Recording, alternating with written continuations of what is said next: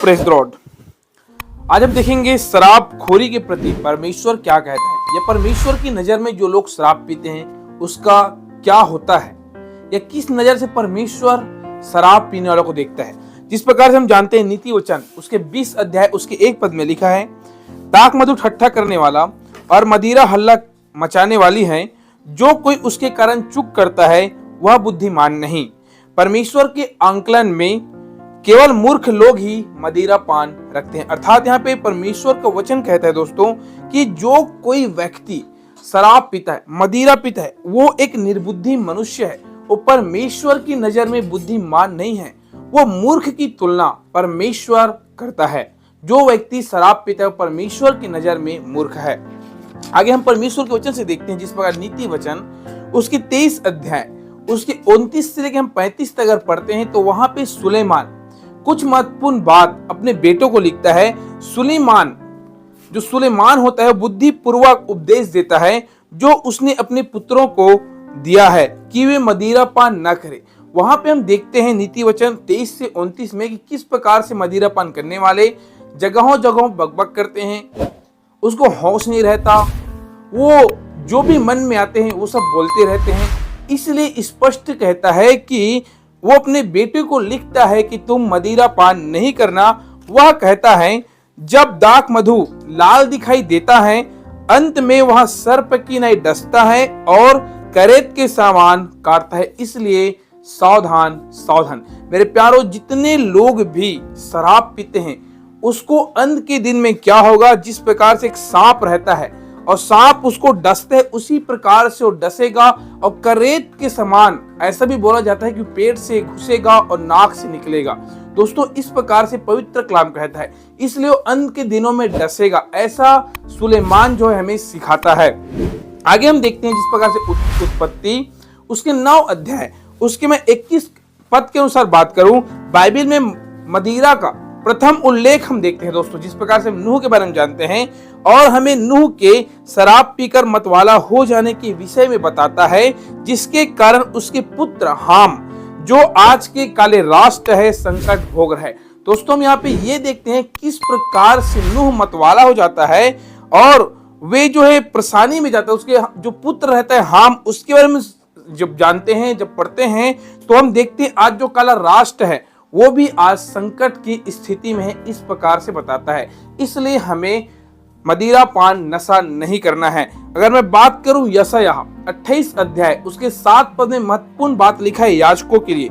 याजकों और नबियों का दाख मधु के कारण डगमगाने और दर्शन पाते हुए भटक जाने और न्याय में भूल करने के विषय में बताते हुए शराब को निकम्मा ठहराता है। आज बहुत सारे ऐसे भी प्रभु के दास है दोस्तों, जो नशीली पदार्थ को सेवन करते हैं और उसके सेवकाई को भी हम डगमगाते हुए देखते हैं, उसके परिवार को भी हम डगमगाते हुए देखते हैं, और वे जो उसका रास्ता है, जो उसका लक्ष्य है परमेश्वर के प्रति, वो भटक जाता है और अंत में उसका न्याय को हम देखते हैं। इसलिए यहाँ पे हम देखते हैं कि याजक भी आज बहुत सारे लोग मदिरा पान करके अपने लक्ष्य से भटक गए हैं। अगर मैं बात करूं दोस्तों, जो मदिरा पान करते हैं उसके लिए होशे 4 अध्याय उसकी 11 पद में और अच्छे रीति से लिखता है कि वो जो मदिरा पान करके जब व्यक्ति नशीली पदार्थ का सेवन करके बहुत सारे गलत काम को भी करता है। ऐसा होशे 4 के 11 में लिखा है। वेश्या गमन और दाख मधु और ताजा दाख मधु ये तीनों बुद्धि को भ्रष्ट कर देते हैं। मदिरा और अनैतिकता का चोली दामन का साथ है। ध्यान सुनना मेरे प्यारों, यहाँ पे 3 ऐसी चीज हैं जो एक मनुष्य को, चाहे वो स्त्री हो या पुरुष हो, चाहे लड़का हो या जवान लड़की क्यों ना हो, ये 3 चीज लोगों को बर्बाद कर देता है। इस प्रकार से होशा लिखता है। पहला वेश्यागमन। हम देखते हैं जहां भी वेश्यावृत्ति होता है, वेश्यागमन होता है, वहां पे लोग जाकर उसका बुद्धि भ्रष्ट हो जाता है, ऐसा बोलता है। दूसरा दाख मधु, अर्थात हम देखते हैं जो नशीली पदार्थ का जो सेवन करते हैं उससे भी लोगों का बुद्धि भ्रष्ट हो जाता है और वे अनैतिकता के मार्ग में चले जाते हैं। इसलिए हमें आज ध्यान रखने की बात है। पहला कुरिन्थी 6 अध्याय उसके 10 पद में और बहुत ही अच्छा बात लिखा है दोस्तों। वहां पे कहता है कौन कौन लोग हैं जो स्वर्ग में प्रवेश नहीं कर पाएंगे, ये परमेश्वर की नजर के सामने होगा। आइए देखें, उन लोगों की सूची वहां पे दिया गया। पहला कुरिन्ती 6 अध्याय उसके 10 में जो स्वर्ग में प्रवेश नहीं करेंगे, पहला है चोर, दूसरा लोभी, तीसरा शराबी या पियक्कड़ आदि सम्मिलित है। अर्थात जो शराबी हैं, जो पियक्कड़ हैं, वे स्वर्ग में प्रवेश कभी भी नहीं कर पाएंगे। और मैं कुछ बात करूं दोस्तों, तो यहाँ पे देखते हैं गलातियों 5 अध्याय उसके 21 पद में कुछ ऐसे कामों की सूची है जिनके कारण लोग परमेश्वर के राज्य में प्रवेश नहीं करेंगे। आइए देखिए, जिसमें है डाह, मतवालापन, लीला कीड़ा आदि सम्मिलित है। शराब ऐसे आपस में सम्मिलित पापों की ओर अग्रसर करती हैं जो कि हमारे देश के लिए एक साफ होते हैं। दोस्तों हम देखते हैं यहाँ पे परमेश्वर का वचन हमें सिखाता है कि बहुत सारे लोग जो मतवाला हैं, जो मतवालापन करते हैं, जो डाह करते हैं, लीला कीड़ा करते हैं, जो शराब पीकर मनमानी करते हैं, वे सब परमेश्वर के राज्य में प्रवेश नहीं कर पाएंगे। इसलिए दोस्तों आज हमें सोच और समझ कर निर्णय लेने की जरूरत है। आइए दोस्तों, मैं क्विकली 2 मिनट में कुछ महान पुरुषों का कथन है जो शराब पीते थे, उसके पर ध्यान सुनिएगा। यहाँ पे हम देखते हैं सबसे पहले प्रभु के दास महान शेक्सपियर कहता है कि शराब एक विष है जिसे मस्तिष्क की चोरी करने के लिए मनुष्य पीता है। अर्थात जब कोई व्यक्ति शराब पीता है तो जहर को पीता है, और जहर पीने के दौरान उसके मस्तिष्क में जो भी टेंशन, तनाव रहता है उसको कुछ समय के लिए भूल जाता है। इस प्रकार से कहता है। लेकिन याद रखें, शेक्सपियर कहते हैं कि शराब पर कोई व्यक्ति पीता है तो जहर को पीता है। और महान पुरुष की बात करूं, ग्लैडस्टोन, ये इस प्रकार से कहता है, शराब युद्ध, महामारी, अकाल से भी अधिक भयानक है।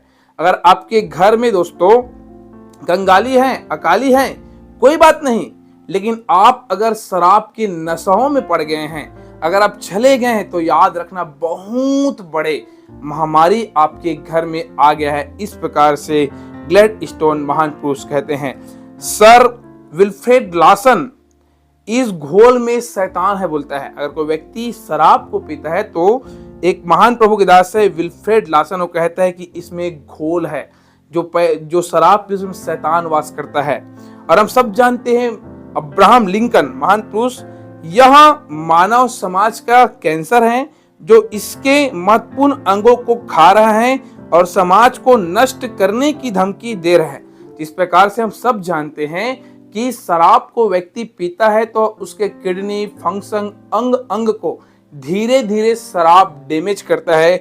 इस प्रकार से अब्राहम लिंकन हमें सिखाता है, बताता है। आगे मैं और बात करूं तो हम देखते हैं जनरल फासिंग के बारे में। इतिहास में जितने भी युद्ध हुए हैं उनमें मारे गए मनुष्यों को जितनी संख्या है उससे अधिक शराब से मरने वालों की संख्या है बोलते हैं। सचमुच दोस्तों, आज बहुत सारे लोग शराब पीकर मर जाते हैं, किसी किडनी, फेफड़ा, लेंस खराब हो रहा है। और वहां यही कहता है कि बहुत सारे, इतने लोग नहीं मरे जो युद्ध में, लेकिन शराब पीकर उससे भी अधिक लोग मर गए हैं, ऐसा वो बोलते हैं। आइए एक और महान पुरुष जो इस प्रकार से कहता है, जिसका नाम है प्रेसिडेंट टॉफ्ट। वह जो शराब पीता है जानबूझकर अपने आप को प्रशासन के अयोग्य बना देता है। सच में मेरे दोस्तों, हम देखते हैं कि सब वहां पे जब आप अब देखेंगे तो वहां पे लिखा है शराब स्वास्थ्य के लिए हानिकारक है। और सब जानते हैं कि शराब जब कोई व्यक्ति पीता है वो मतवालापन हो जाता है, बहुत सारे समस्याओं का सामना करता है। इसलिए वहां पे कहता है कि हम कहीं ना कहीं अपने समाज में, अपने घरों में, अपने परिवार में, अपने कुटुंब में एक निंदा का कारण भी हम बनते हैं। ये महान पुरुष प्रेसिडेंट कहते हैं। दोस्तों आज हमने देखा कि शराब को व्यक्ति पीता है तो परमेश्वर की नजर में उसका क्या महत्व है, और दूसरा हमने कुछ महान पुरुषों ने शराब के विषय में क्या कहा। जय मसीह की दोस्तों, अगर हमारा ये प्रयास अच्छा लगा, अगर आप हमारे चैनल में नए हैं तो हमारे चैनल को लाइक, शेयर और सब्सक्राइब जरूर करें। और साथ ही साथ ये वीडियो अपने दोस्तों को भी शेयर करें ताकि वो भी समझे कि शराब पीने से उसके जीवन में क्या क्या नुकसान होता है और परमेश्वर उसको कौन से नजर से देखता है। सो दोस्तों, हम एक पार्ट में और सीखेंगे कि आत्म संयम की अपेक्षा पूर्ण त्याग में मेरे विश्वास के कारण, और दूसरा हम देखते हैं अनुसरण के लिए कुछ आदर्श, जिसके बारे में दानियल के जीवन से बात करूंगा। तो हम लोग आगे तीसरा पार्ट में देखेंगे दोस्तों। आज का वीडियो यही